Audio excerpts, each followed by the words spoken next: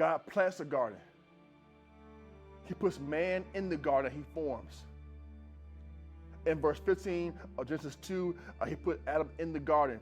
Look at this. The first thing God gives Adam is responsibility. With his words, he first gives Adam responsibility. Before he gets a woman, he has to learn responsibility.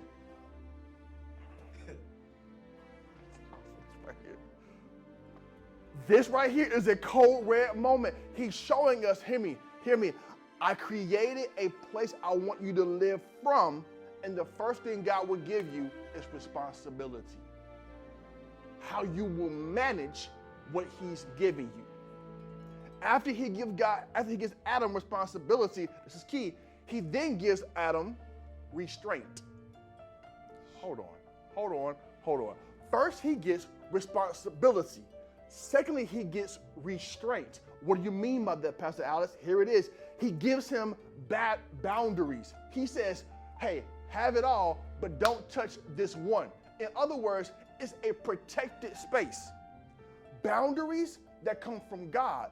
The restraint of God is not to bind you, it's to protect you. Bring it home, make it practical. I got you. There's a reason why when you are driving down the interstate, those little yellow things in the road, the little bumps and the guardrails and the medians are in place, not just for no reason. They are there so you can feel the bumps as you're going through the road and pull the car back on the road when you get sleepy. Right now they have cars with driver lane assistance, which means if you drift out of the lane, some of y'all fancy, you know how you got it. If you drift out of the lane, the car will pull you back and make noises. In other words, I put restraints and built it into the vehicle. When you bought the vehicle, you assume responsibility, but you also got restraint as an added benefit. Come on, I gave you responsibility, but then I can't give you it without also giving you some restraint. If you have responsibility with no restraint, you will abuse your authority. You have to have the two. It's responsibility, and then it is what? It is restraint. After he gets responsibility, and then he gets restraint, he then gets, the third R, which is relationship. He does not get relationship with Eve first. His relationship with God shapes his words. He gets responsibility, he gets restraint, then he gets relationship with Eve. Some of you are trying to do things out of order, and it has not been working. If your relationships change every single year, something is not right. Maybe we're abusing our restraint. Maybe we aren't properly stewarding our responsibility. We were not created to exist in isolation. We're created to grow in flourishing relationships. Y'all, I'm going to all this more this month. Y'all, up to this only week one, stay close.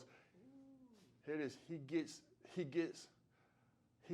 in code red, he gets responsibility.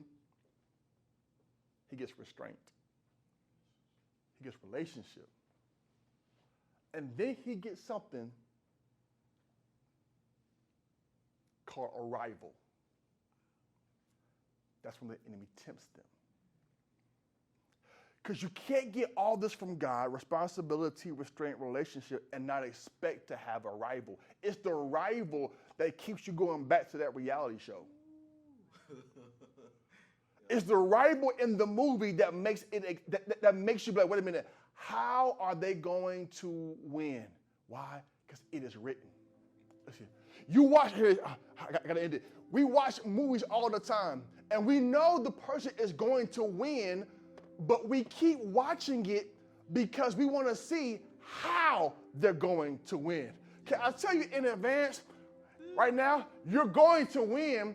It's simply a matter of how you're going to win. So get it out of your mind if you'll win. I'm going to win because why? Because it is written. it is written. I have to win. He says, I overcome by the blood of the Lamb, the word of my testimony. I have to overcome this rival. So right now, we are entering into code red. One more time, put it in the chat. Code red, code red, code red. We're in a code red moment. God, we're going to live from your word. Make it simple. Here's a very clear takeaway. Here it is.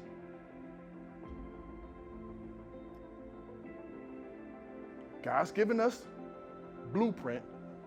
We have to execute. Okay? In code red, we don't abort the mission. We lean further into it. All right? So it's official. I'm officially placing our body wherever you live. People tuning here from various places, various cities, various states, right? I'm placing us on a 14-day words fast. What does that mean? Here it is. For the next 14 days, every time you are tempted to say something negative, be tempted by someone's words or something that's causing that thing to rise up on the inside of you, you are to respond with no words or with God's word for 14 days. We're not going to snap on social. We're not going to come for somebody in the DM. We're not going to see if they're subtweeting us. We're not going to snap on that family member that keeps getting on your nerves.